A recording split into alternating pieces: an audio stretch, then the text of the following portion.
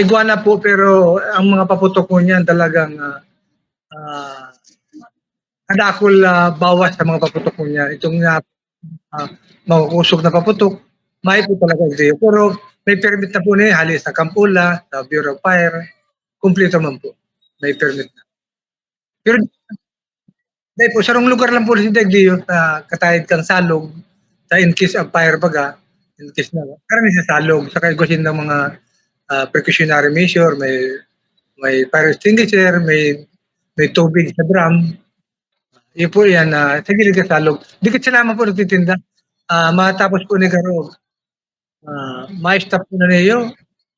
2 days lang, pagbalik na naman kayo paputok na niyo, matinda, mga 30-31. Mga saga po, mayo na niyo, ma-stop naman yun, mabalik naman 30. Ngunyan po, kadikit sa naman ang paputok itiyo. Abo, takot manggaro malugi talaga dahil ang paputok garo baga sa yun, delikado pa. Iba ka na lang siguro pagkakan.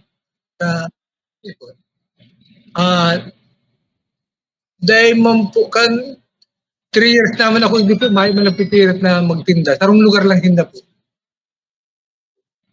Siguro sa barangay, pero sa po may pong itong suway na nagtitinda ng paputok. Yes po, dapat po igwang fireworks safety seminar. Hindi po. Sa Bureau of Fire, sa PNP, especially sa PNP po. Talaga pong mahigpit po, bawal po talaga, bawal po. Kung mayo kang seminar, kung mayo kang permit talaga alis sa Campula, dakop ka po, dadakopin mo yan. So para sa Logan Market, taro lang po talagang lugar na nagtitinda na may permit man. Dokumento. Ang kuyan po, ang policy dyan sa araw kayo na paputok, inaagadan muna ni kanta mo yung PPLO, itong Business Licensing Office na makumplito ang sentang mga seminar, ang halit sa PNP, sa Campula, sa Krami, sa Bureau of Fire. Ang sentang tax po kaya, dahil sa mo yung tax ordinan, nagbabayad po yan baka 26 ng December.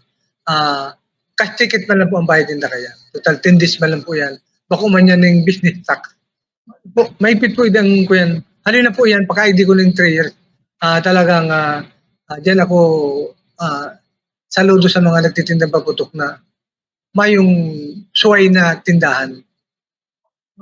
Sa 3 years ko pa, di ba ako nanutaran na nagtinda po din ng illegal o itong pinagbabawal na paputok.